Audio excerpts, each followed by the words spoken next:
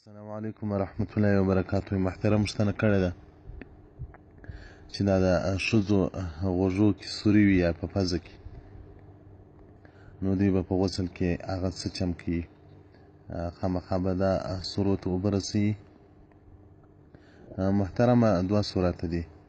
یو صورت دا دی چې غوږوالي یې په غوږ وي او یا یې چارګل په پزه وي، نو په حالت غسل کې دی هغه وښوري کې چې اوبه ورننوځي. او که چیرې غوږوالی یې په غوږ نه وي، چارګل یې په پزه نه وي، غسل کوي، نو هغه ځای دې وموښي، اوبه دې ورسي، که نه ورلې بس شران په مکلف نه دی.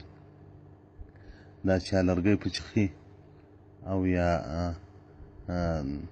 ستن په چخي په هغه ځای باندې خامخا بېلندوي، دا نسته. ځکه رد المحتار جلد اول صفحه 114 ابحاث الغسل کې وایي چې که لښتۍ نه وي، نو هغه غار دي دغه د غوږوالي چې کوم غارونه دي هغه دې داسې په ګوتو سوکا وموښي چې اوبه ورننوځي.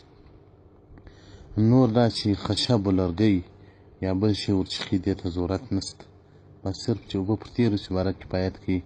رد المحتار جلد اول صفحه 114.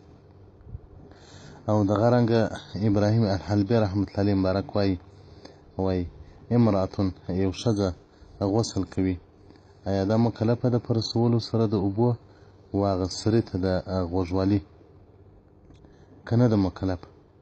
نو دوی وایي نه ده مکلفه، چې خامخا دې و هغه دننه سوري ته اوبه نه ورننه باسي.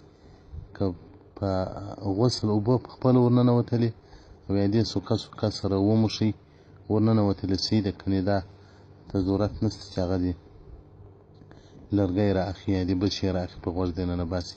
کبیري صفحه 48 فرائض الغسل. او دغه رنګه فتاوی هندیه جلد اول صفحه 14 په فرائض الغسل.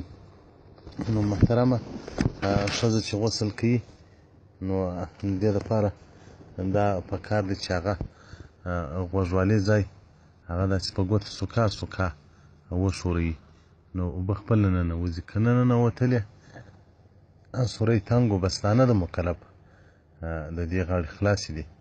والسلام علیکم ورحمة الله وبرکاته.